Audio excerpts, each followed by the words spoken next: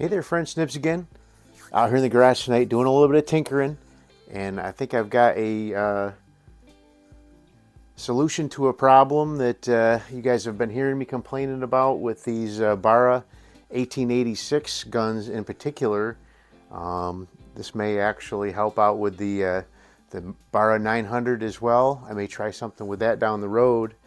So here is my, I haven't touched this one yet. This is my Barra Junior, the 1886 Junior. And what the problem is when you go to try to put a pellet in there, this whole top shelf here is kind of in the way of being able to really get your finger in there and get a pellet in there really well. So I have come up with a solution, or I think it's a viable solution to adjust that port a little bit, and we're going to go over that here in pretty good detail. So before we get into that though, so I've got the Ruger NXG here, which is virtually the exact same action, but it has a wide open pellet port. You can just bloop, drop them things right in there, no problem at all. So nice. And then and it is really literally the same pump action and everything. And then the Barra 900 is the same thing as well, and it's a little bit better. You can get your thumb in there a little bit better, and I may not mess with it because it isn't that bad, but the Barra 900 has the same type of port, but the port on these 1886s was really difficult to get a pellet into. Now I've got my 1886 Senior or Original or whatever you want to call it over here already, and it is already all tore apart. I actually did do the modification to it already, but we will I'll show you exactly what I did, and then I'll cut the video off. I'll put it all back together and we'll try it out and see if it actually helps out, or did I just ruin the gun for nothing. I didn't ruin it, but let's bring you up to the up top camera here, and I'll show you what I did. So the actions here all out of the receiver, but you can take this receiver all apart. It's not too difficult to do. And actually that piece is supposed to be in the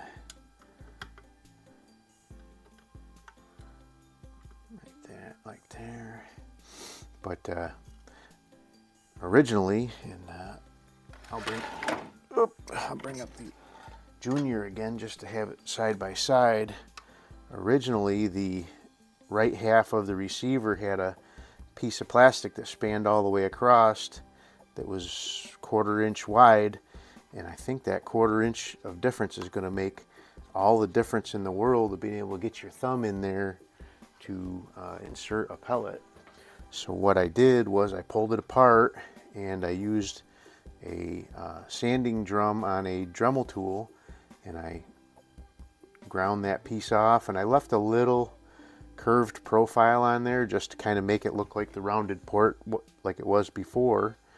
And so now you're ended up with some clear plastic, because this is just plated white plastic. And what I came up with, and it's not a perfect match, but it is really close. I mean, I don't know if you can see that there or not, but for being inside the pellet port, if it was on the receiver, it probably would stand out a lot better. But I found this gold leaf finish from local hardware store, and I actually took one of these little 22 felt buttons from the I didn't want to wreck a good paintbrush, and so this acted like a cotton swab, and put that felt button on the end of one of my little screwdrivers here, and was able to paint that onto there, and it really is a halfway decent looking finish. So But I think that's really going to give a lot more room in there to get your thumb in there to really get that pellet, because the problem is your thumb would have to stop and you'd have to just basically let it go and hoped it fell in there and and not able to get the pellet. You couldn't get the pellet to land down inside of this little pellet loading port. Pellet loading port is right here. I'm gonna grab a pen right here, and the screwdriver tip, or the tip, is magnetized there for the BBs. Now somebody did ask recently what I did to block off the port for the BBs, because I'm not shooting BBs out of this rifled barrel pellet gun. So what, well, I don't know where that came from, but I'll have to figure it out. I cleaned it off real good with some brake cleaner on this side of the receiver so there was no oil on it. And then I just took a piece of electrical tape and taped it across the where the BBs would normally come down in here. So now when you load a pellet in there, what was happening a lot of times was the pellets were not landing up here in the front. They were landing back here and actually would fall down inside the BB port. And that was really annoying. A couple of times I had a real tough time getting that BB out of that port. So, but I was able to figure that out and get that all set up, and it really worked out well. So I am going to go ahead and bring you guys back up to the eye level camera here, and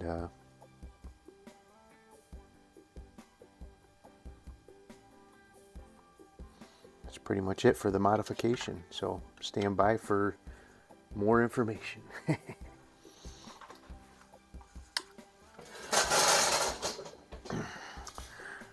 Alrighty, so I am going to pause the video. I'm going to put this all back together. It's not too difficult, so I'm not going to keep you guys on for that amount of time. But when I cut this back on, I'll be out here and we'll play around with it and see how much of a difference I think it makes, whether it's worthwhile or not. So stand by. Alrighty, I am back, and I have this this guy all put back together. I did take one shot with it, fair warning, just to make sure everything was still working with it. But that is not an unattractive modification at all. I mean, if you look close enough, you can tell that it has been modified. But let's go ahead and so before I was fidgeting around with getting a pellet in there. Now you can just, I can put my thumb right in there and the pellet lands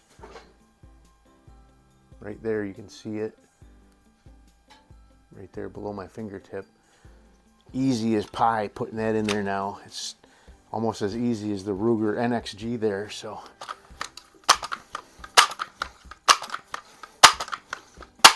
I don't have a downrange camera going, but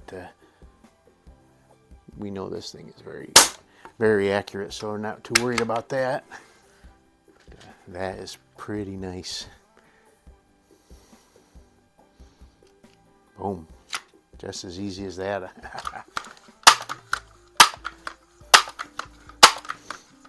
I will definitely be doing this to the Junior as well.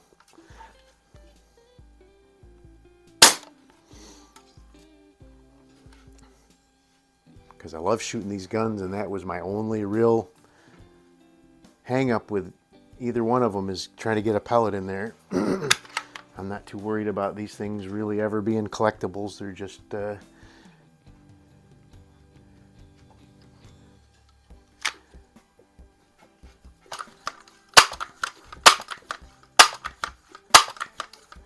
my plinkers for out here in the garage. So, and the Junior on my the Junior that I have actually has this when you have the hammer back, which is the safety, when you pull the trigger, it actually makes the hammer go forward.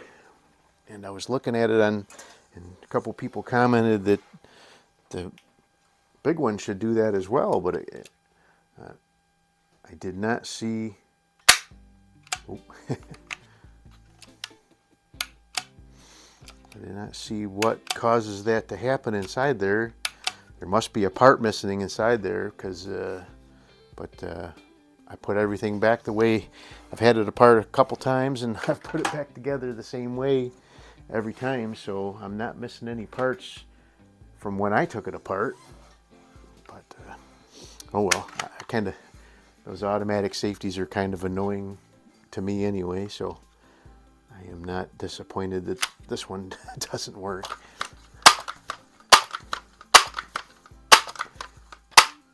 That's going to make this thing so much more of a joy to shoot. Now the only thing I got to do is figure out how to put a red dot on here, and I'll be totally satisfied with this gun.